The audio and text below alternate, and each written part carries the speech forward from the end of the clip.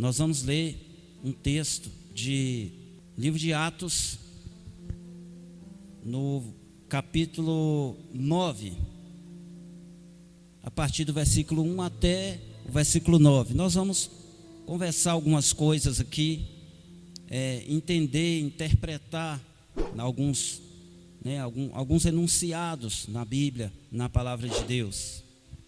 E eu quero que você fique atento conosco aí, tá? Para que nós possamos falar aquilo que está no coração de Deus para a sua vida.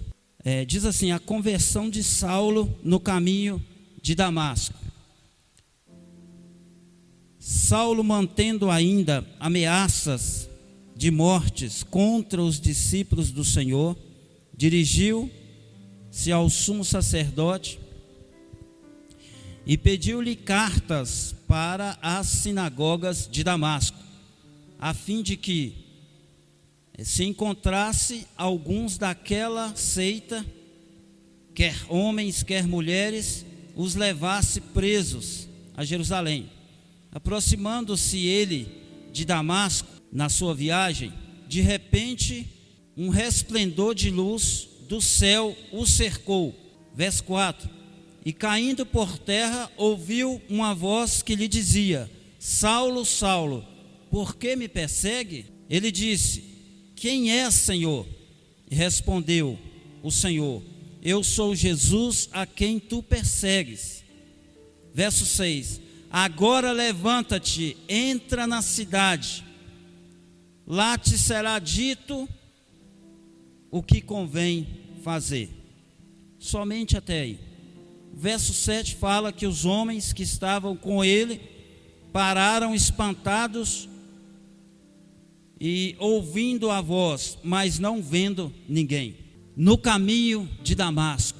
Existe um escritor que ele fala que no caminho de Damasco deveria estar em todos os livros de orações nas congregações. Esse é um fato que não pode ser jamais esquecido. No caminho de Damasco, sem dúvida, o acontecimento mais importante do livro de Atos foi a vinda do Espírito Santo no dia de Pentecostes. Se isso não tivesse acontecido, o livro nunca teria sido escrito. Alguns sustentam que foi a ressurreição que transformou os discípulos covardes em testemunhas corajosas. Mas não existe evidência disto no Novo Testamento.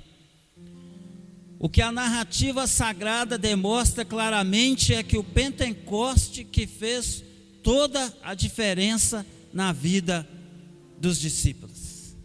Amém? Isso nos dá uma direção que o conhecimento é importante. Nos dá um entendimento que o conhecimento é libertador. E entendemos que quando a pessoa se propõe a conhecer, a estudar, a desenvolver, ele deve se tornar cada vez mais acessível a outras pessoas, né?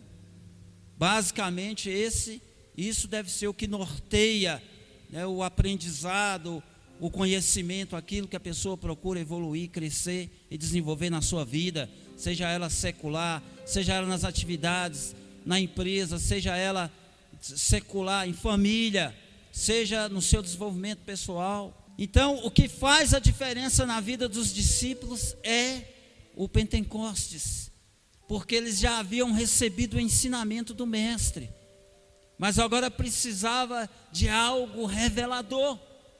E é isso que eu quero trazer para você que está nos ouvindo aí nessa noite, na sua casa, no seu sofá. O Senhor quer trazer uma palavra, quer revelar para você, talvez ao longo de sua vida.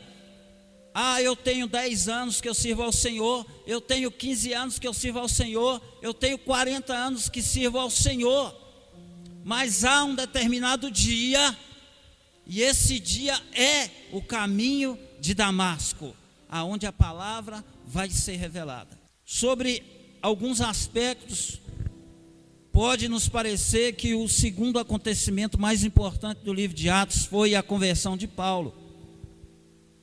mas a metade do livro, do capítulo 13 ao 28, trata principalmente das suas atividades. Ele escreveu 13 dos 27 livros do Novo Testamento. É difícil imaginar como teria sido o cristianismo, do século se Paulo não tivesse se convertido. Ele se tornou a testemunha mais importante da igreja primitiva. Paulo foi o grande instituidor das edições paulinas. Paulo foi aquela pessoa que ele estabelece as diretrizes daquela igreja, ele estabelece agora as normas, ele estabelece agora os procedimentos de acordo com a visão celestial. Amém? Então Paulo sempre vai dar essas orientações. No demais, irmãos meus, filhinhos, não pequeis, Temos um advogado, mas se pecar temos um advogado. Então Paulo vem dando os ajustes necessários. Paulo, ele vem trabalhando aquele que precisa ser trabalhado, mas Paulo também vem dando uma medida de escape para aquele que precisa escapar. E é isso que eu quero falar com você um pouquinho nessa noite. Até este ponto, Saulo, ele foi mencionado apenas de passagem. Ele estava presente no apedrejamento de Estevão, lá em Atos 7:58, e deu a sua aprovação àquele ato infame, Atos 8, versículo 1, e depois liderou a perseguição à igreja em Jerusalém. Muitos de vocês aí conhecem a história de Estevão, ou muitos, a história chama de Santo Estevão. Mas você sabia que Estevão era um jovem, e que a única aparição de Estevão na Bíblia é quando separa-se 7 diáconos para atender as viúvas e atender o ministério da misericórdia e da piedade na igreja. Ele estava no meio. E nesse último fato, quando ele está sendo apedrejado por revelar Jesus, por revelar a palavra de Deus.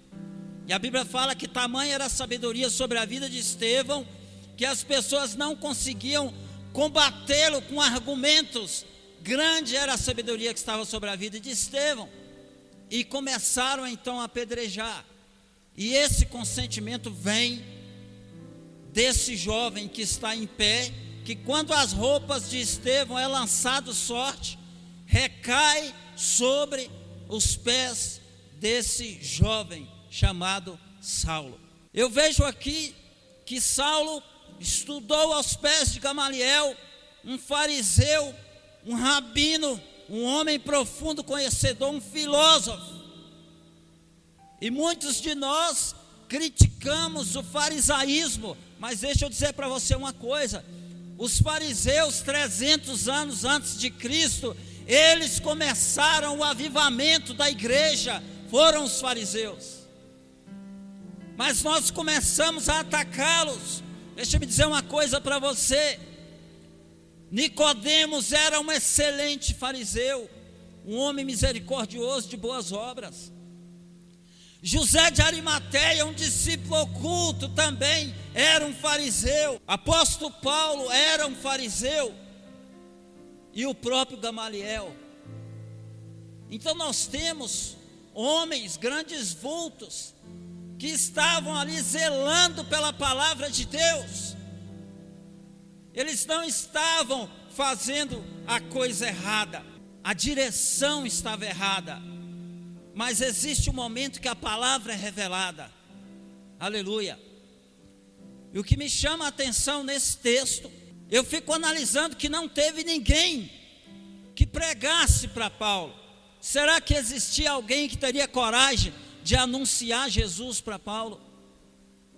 Um homem, um leão selvagem, um porco selvagem, disposto a destruir, disposto a massacrar, disposto a reduzir a pó todos aqueles pertencentes àquela seita chamada de o caminho, porque assim foi determinado, assim era conhecido aqueles que serviam a esse rabino que tinha surgido lá, chamado de Jesus. E agora Paulo está viajando em todos os cantos. Paulo está com a língua entre os dentes. Paulo quer acabar com todos. Paulo quer destruir. Paulo é zeloso. Paulo quer cuidar da palavra de Deus, da Torá. Quando nós chegamos a essa história da conversão de Paulo, ela ocupa a maior parte do capítulo 9.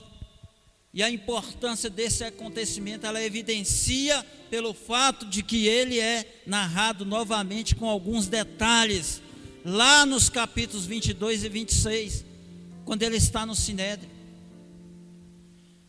Então, às vezes, por não conhecermos um pouco da história, pela nossa ignorância, nós jogamos pedras. Segundo a teologia, os historiadores, havia uma diferença da idade entre Jesus e Paulo de apenas 4 anos. 4 anos.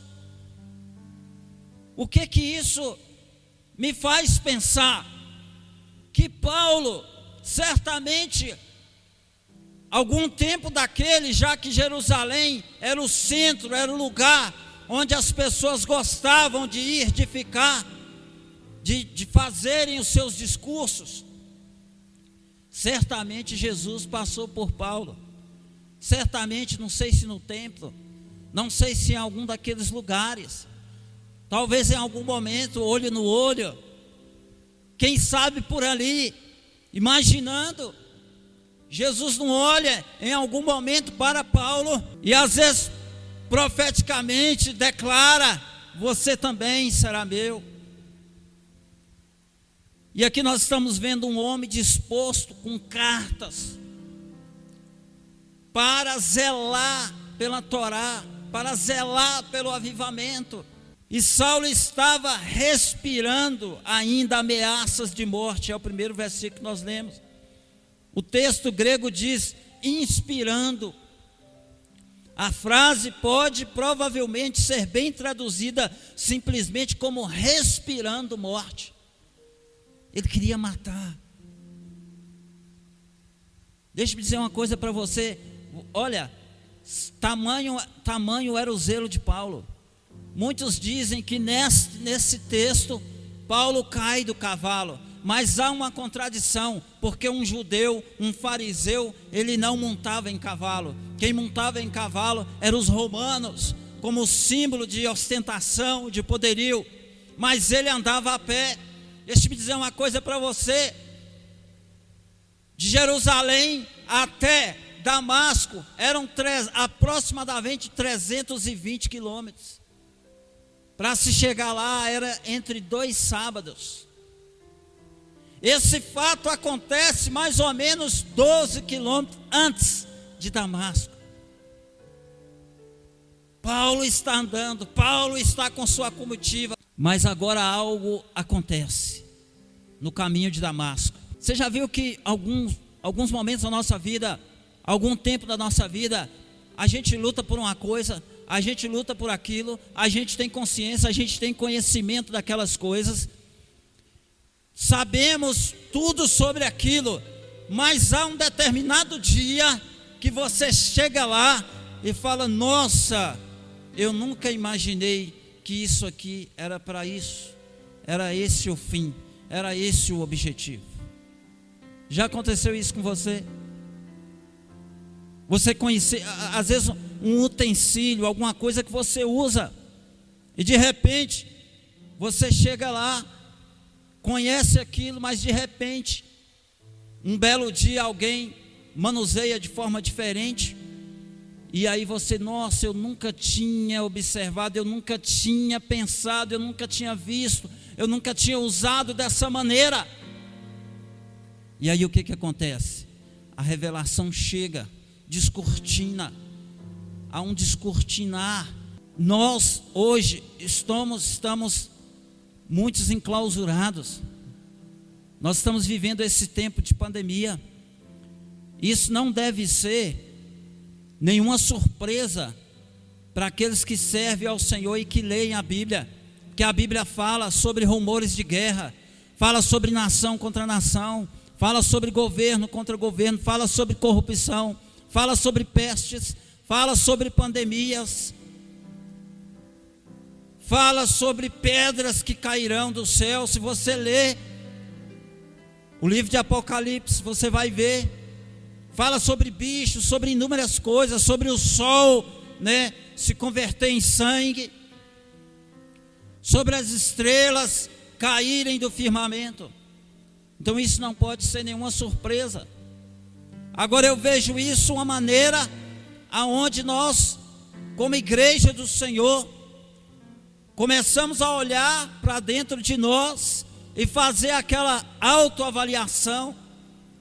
Como está a nossa fé, como está o nosso desenvolvimento no reino, com as pessoas e servindo a Deus. Então Paulo agora, ele tem o poder, ele é autorizado. Ele pega cartas com Caifás, porque naquela época Roma dominava o aspecto político, e a política era dominada pelo imperador, mas os assuntos religiosos, quem desempenhava esse papel era o sinédrio. Por isso que Paulo vai lá e pega as cartas para poder trucidar, matar aqueles que se diziam da seita ou caminho. Mas no caminho de Damasco algo inédito acontece.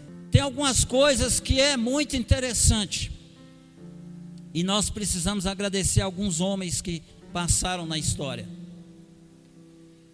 Tem um autor latino-americano que chamou Ovídio, que ele diz assim, que ele vê o bem e aprova.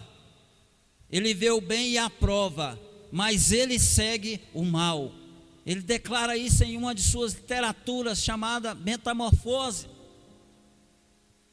Nós temos inúmeros autores que são conhecedores, são filósofos também, buscam a razão humana. E eu vejo aqui também no apóstolo Paulo um homem buscando, sedento por algo. E ele envolve nos estudos, ele envolve no seu zelo na escola farisaica.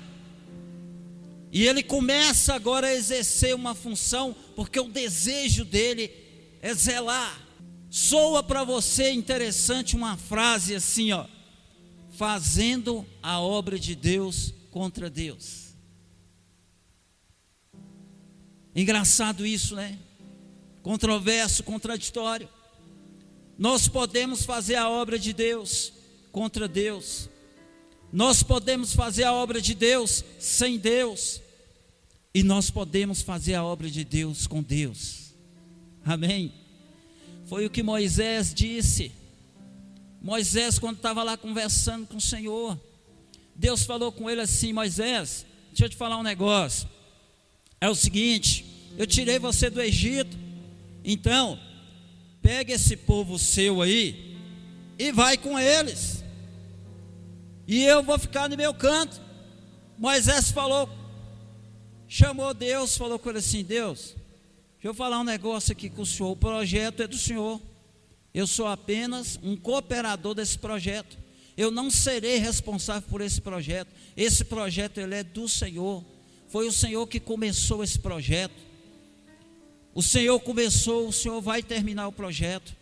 Eu sou um cooperador desta obra. Eu não posso fazer nada além daquilo que eu tenho feito. E eu não vou conseguir fazer nada mais se o Senhor não estiver conosco. Então vou dizer algo para ti. Não me faça subir deste lugar se a presença do Senhor não for conosco. Mas quantas vezes no nosso lar, na nossa casa, nós estamos desprezando a presença do Senhor? Quantas vezes nós estamos seguindo ritos, liturgias, e nós estamos desprezando o chamado do Senhor? E nós precisamos que a palavra revelada venha sobre nós e descortina. E agora nós, como escamas que caem dos olhos, como o servo de Eliseu: meu pai, estamos mortos, vamos morrer, nos cercaram. E Eliseu olha para ele e fala: "Ué, mas você não está vendo?" Aí Eliseu vai e ora para que os olhos dele se abram. E aí ele vê cavalos de fogo.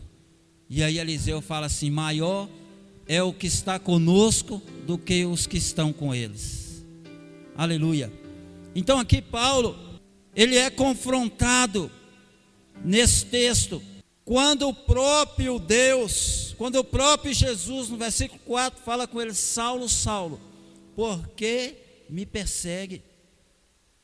Ele era zeloso, ele estava na escola farisaica, mas agora ele tem um encontro com o dono daqueles que ele estava perseguindo, aqueles do caminho.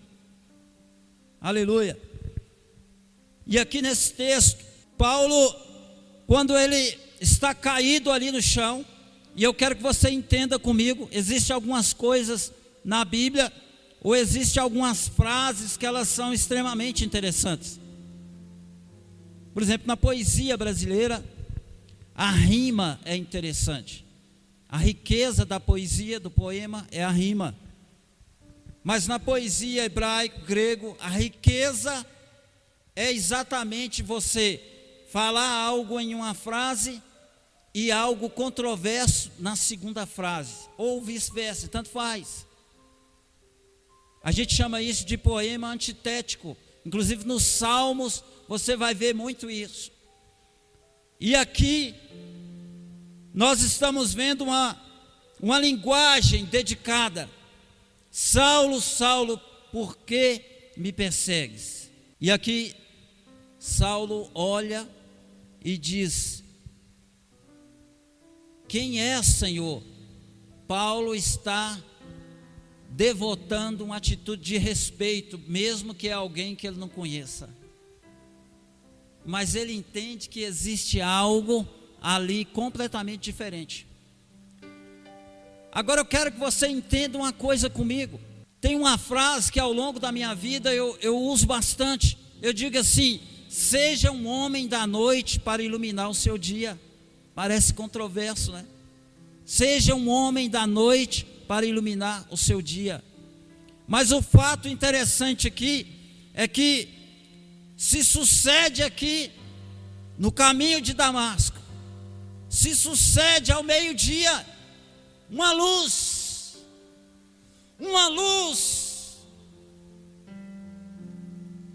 o sol é uma luz, sim, mas uma luz, era uma luz diferente, que Paulo agora fica 3 dias sem poder ver. E aí o Senhor olha para ele e fala: "Agora levanta-te, entra na cidade e lá te será dito o que te convém fazer." Significa que ele, ao longo do tempo, ele estava fazendo muita coisa, mas não era aquilo que agradava ao coração de Deus. E como eu disse um pouco no início, ninguém pregou para Paulo. Paulo, nesse tempo que houve a crucificação, toda aquela confusão em Jerusalém, Paulo está aplicado aos estudos, Paulo está estudando, Paulo está crescendo, até porque, no caso dele, que era um fariseu, ele estava aos pés de Gamaliel, e um discípulo de um filósofo dessa escola, eles não se separavam fácil. Mas Paulo rompe com Gamaliel. Por quê? Porque Gamaliel fala assim: "Calma, se isso aí for de Deus, nós veremos, se não for, vai desaparecer." E Paulo rompe com Gamaliel. E isso trazia não só uma ruptura emocional, mas até espiritual. Então Paulo está determinado a acabar com aqueles que estão, os adeptos daquele rabino que foi crucificado. E o que isso tem a ver com nós? Talvez você que está aí, você conhece muita coisa, você tem muito entendimento, você tem posses, mas existe algo que falta para você, que é a revelação da palavra de Deus. Assim como Paulo, faltava a Paulo a revelação de Deus, de quem era Deus. E o caminho de Damasco foi fundamental para que acontecesse a revelação. Então Paulo cai, Paulo fica cego, e Paulo é direcionado ali para ir. E os homens que estavam com Paulo, eles ficaram espantados, e eles ouviam a voz, só que eles não entendiam. Mas Paulo entendia, porque a voz era inteligível para Paulo, mas para os outros a voz era obscura, não havia interpretação, não havia entendimento. Isso mostra para mim que Deus escolhe as pessoas e Deus fala com essas pessoas. Então Paulo ouviu o Senhor, Paulo conversa com o Senhor, e agora Paulo, ele está indo para Damasco, faltando 12 quilômetros para chegar em Damasco. Ele está indo para prender, para matar, para trazer para Jerusalém aqueles da diáspora, aqueles que haviam fugido por conta da grande perseguição que aconteceu lá em Jerusalém. E Paulo vai arrebanhar eles todos para trazer para Jerusalém, para poder matar.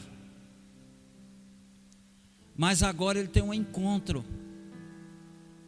com Jesus, aleluia. E no momento que ele tem esse encontro, a gente percebe que não há muito questionamento. Ele apenas diz: quem és tu, Senhor? É um sinal de respeito. Quem és tu, Senhor? Talvez Paulo está dizendo: será que tu és aquele que eu procuro? De alguma maneira, isso não está claro no texto, mas nós entendemos essa disposição de Paulo em obedecer. Agora, ele é que dava as ordens, mas agora ele recebe ordem. E o Senhor fala com ele: vai, entra na cidade, na rua direita, e tem um varão lá que vai falar contigo tudo que você precisa. Aleluia. É isso que o Senhor também quer fazer com você, na sua vida. Descortinar a sua vida, descortinar o seu coração, deixar claro para você qual é o propósito da vida, qual é o propósito da cruz, qual foi o propósito da ressurreição, por que Jesus pagou o preço de sangue na cruz do Calvário por você e por mim. Esse tempo que nós estamos vivendo, nós estamos enclausurados, não podemos sair na rua, e você deve se cuidar mesmo. Temos as pessoas as faixa etária de risco, crianças, velhos, vai sair, usa máscara, álcool gel, álcool 70%, chegou, deixa a roupa, higienização. Parece que nós estamos reaprendendo algumas coisas que deixamos de fazer, essa que é a grande verdade. E o que eu observo? Na China, a taxa de divórcio aumentou. Eu vi no jornal, taxa de divórcio na China aumentou. E nós estamos percebendo algumas mudanças de comportamento também na população brasileira. E às vezes eu chego no meu local de trabalho para trabalhar, para executar as minhas atividades, e as pessoas falam assim: e aí, Lima, o que vai ser? Eu digo assim: eu estou tranquilo, porque há um Deus que governa todas as coisas. Lá em Israel, quando o povo habitou o Egito, existia uma terra que a praga não atacava.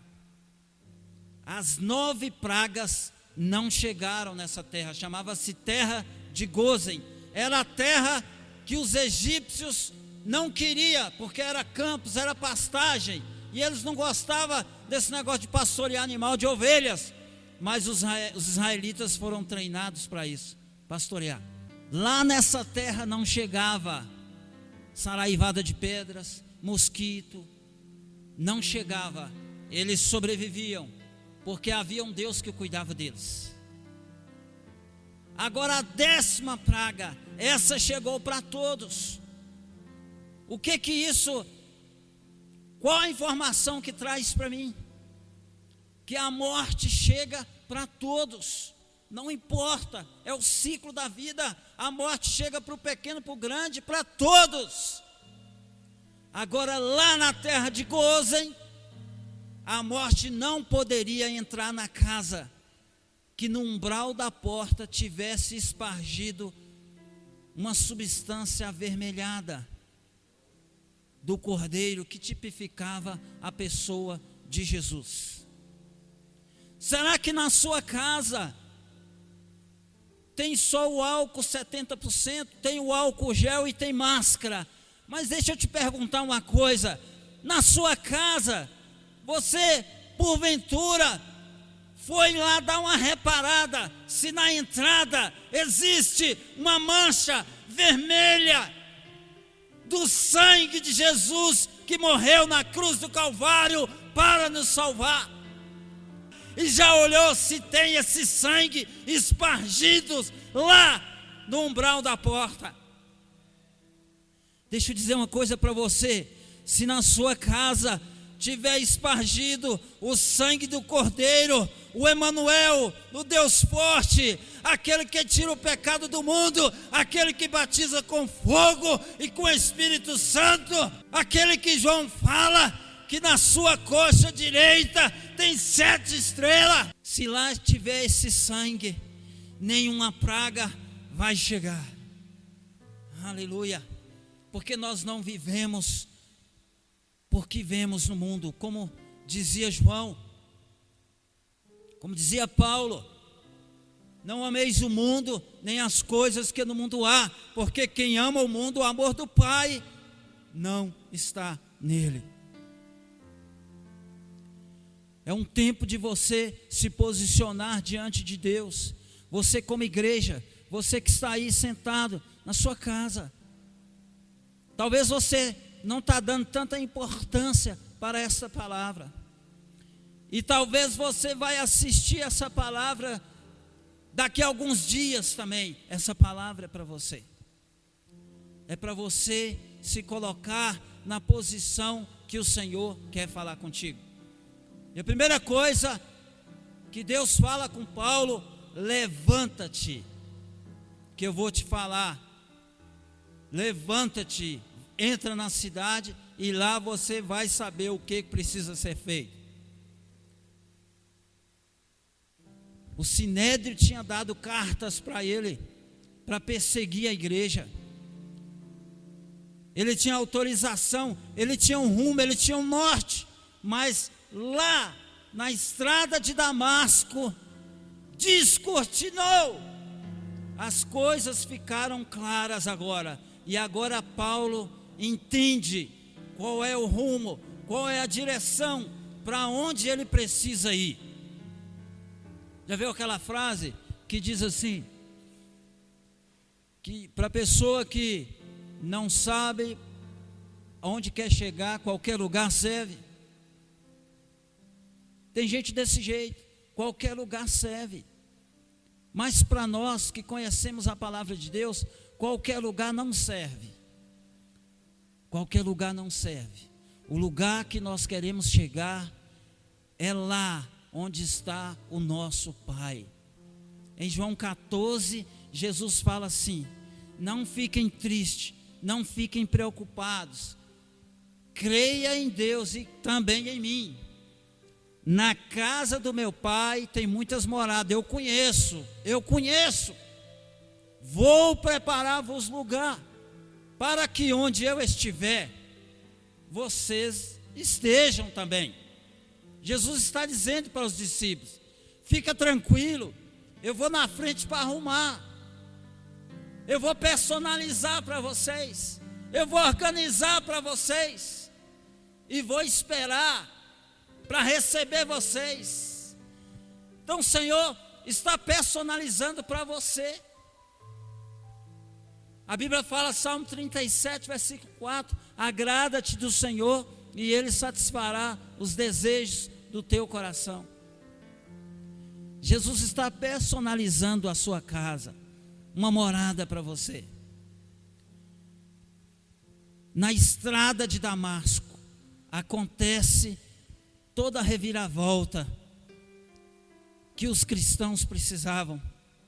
Imagina, maioria dos livros do Novo Testamento escritos por ele, por Paulo, um homem que perseguia a igreja, e agora ele está do lado da igreja, ele agora está fomentando, ele está investindo, ele agora está vigiando, ele está viajando pela igreja, ele está agora como apóstolo abrindo igreja em vários lugares, escrevendo cartas, porque na estrada de Damasco tudo aconteceu. Eu quero que aconteça na sua vida. Todos nós temos uma estrada de Damasco que nós estamos percorrendo. É um caminho penoso, distante, mas o Senhor vai te encontrar. Porque quando eu digo assim, que Deus estava dando pequenas pílulas, pequenas flashes de que queria encontrar Paulo, que estava caçando Paulo. Por que que ele está dizendo isso? Porque quando Estevão é morto, as vestes caem sobre os pés dele. Quando ele rompe com Gamaliel, Deus está procurando Paulo, Deus está procurando você. Deus vai te achar. Deus está procurando você. Sabe o que o texto diz? Dura coisa é para ti recalcitrar contra os aguilhões de Deus. Os aguilhões, se você conhece esses caminhões que transportam carga viva, eles têm um ferrão que tem um choque ligado na bateria. Quando o gado deita, aquele motorista desce ali e dá um choque para o gado levantar. Recalcitrar contra os aguilhões é você dar coice contra essas pontas, é você insistir em se machucar com algo que já está claro. Então levanta-te e põe de pé, porque Deus quer falar contigo. Você que está aí, na sua casa, no conforto de sua casa, quem imaginava em não poder sair pelas ruas, não poder ir no mercado, não poder ir em alguns lugares, não poder talvez comer uma pizza, não poder ir lá comer um cachorro quente na esquina, mas agora você tem que estar em casa. Essa quarentena, ela traz muitos exemplos para nós. Inclusive, no domingo passado, foi celebrado a ceia, que para nós é onde nós comemoramos a Páscoa. E a Páscoa significa isso, uma passagem, um pulo, passagem, um pulo. Em uma noite, eles eram escravos, no outro dia, eles já eram livres. Foi um pulo. Agora existiam algumas coisas que precisavam ser comemoradas eternamente, de forma vitalícia. A Páscoa não é chocolate, a Páscoa não é coelho, isso aí é mercadológico, isso aí é venda, é capitalismo. Mas a Páscoa, ela tem um sentido humanitário, onde as famílias se reuniam em casa, e no 14º dia, aquele cordeiro que havia sido criado, ele deveria ser criado dentro de casa, ele deveria ser criado junto com os filhos, os filhos alimentavam ele, os filhos faziam carinho nele, os filhos começavam a se relacionar com o cordeiro. No 14º dia, esse cordeiro deveria ser imolado. Agora imagine a dor dessa família, principalmente das crianças, de ver o cordeirinho sendo morto, o choro, a aflição. Isso está mostrando para nós que a passagem, está mostrando para nós que vai exigir um sacrifício, aleluia, mas que do outro lado do rio, há uma vitória, há uma cidade, há uma Jerusalém, há uma Canaã celestial que nos espera do outro lado do rio. Tem uma canção muito antiga que a gente cantava: existe um rio cujas correntes alegram a cidade de Deus, é o santuário de toda a morada do grande Senhor e Rei. Ele vem vindo, descendo bonito, pela porta oriental, seu nome é Jesus, água da vida, puro como um cristal. E o refrão diz assim: passa esse rio na sua vida, passa esse rio na sua alma, porque é Ele que tira tudo aquilo da nossa vida, toda impureza, todo pecado, toda iniquidade, é esse rio. E Ele vem vindo, descendo bonito pela porta oriental. Essa é a nossa expectativa, a expectativa da igreja. Essa é a expectativa que nós temos, é a volta de Jesus. Então, quando nós estamos reunidos em casa, nós precisamos aproveitar esse tempo para louvar, nós precisamos aproveitar esse tempo para nos aproximar das distâncias criadas entre nós, na nossa casa, nas nossas famílias. E de alguma maneira isso vai produzir algo explosivo. Como igreja, você como igreja, vai produzir em você, vai fazer você avaliar melhor e ter um entendimento melhor sobre a vida, sobre as questões humanas e sobre as importâncias e prioridades da vida. Amém? Então, na estrada de Damasco, algo sobrenatural aconteceu. Eu me lembro que eu fui criado, eu vim de um berço evangélico, meus pais eram evangélicos, eu sempre fui levado para a igreja, eu conhecia a palavra, a maioria dos versículos bíblicos que eu tenho na minha memória, eu aprendi nessa fase, na minha fase de criança, de adolescência. Mas houve um momento da minha vida que eu não tinha rumo, porque eu estava seguindo a Jesus só por informações. Eu tinha informações de que Ele esteve aqui, de que Ele esteve ali, de que Ele curou, o coxo no tanque de Betesda, a mulher samaritana, a mulher do fluxo do sangue. Informações de onde Ele esteve, mas eu não tinha uma experiência com Jesus. Mas teve um dia que nós fomos para a igreja, e lá na igreja 2 amigos meus, sabendo que todas as vezes que fazia o apelo, eu saía antes e ia embora, estrategicamente. Quando estava aproximando do apelo, um veio de um lado do banco e o outro veio de outro. E os bancos, antigamente não eram cadeiras, eram aqueles bancos compridos. Então, se você quisesse sair para cá, a pessoa que estava sentada do seu lado precisava levantar. E eles fizeram isso estrategicamente, e eu praticamente fui obrigado até a frente da igreja. Eu não queria saber de Deus, mas pela vergonha ali da multidão das pessoas, eu fui praticamente que obrigado, eles me levaram. Mas foi uma das melhores coisas que aconteceu na minha vida, porque aquele dia descortinou, aquela semana descortinou, aquela semana tudo que os meus pais haviam me ensinado, agora começaram a ter uma outra visão, uma ótica diferente. Como o pastor Wesley, estava ministrando um dia desses aqui sobre os óculos, sobre essa questão da visão, da cosmovisão. Você põe um óculos amarelo, vê tudo amarelo. Você põe um óculos preto, vê tudo preto. Põe um óculos, sei lá, rosa, vê tudo rosa. Mas você que está vendo, será que o outro está vendo? Quais os óculos que você está colocando?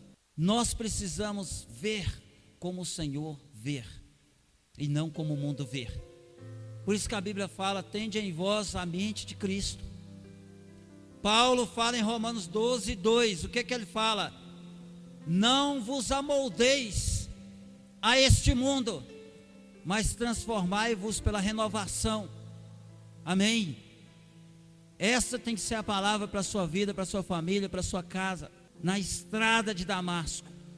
Talvez a pandemia é a estrada de Damasco. A estrada de Damasco para você, aonde vai descortinar e aonde a palavra de Deus vai ser revelada ao seu coração.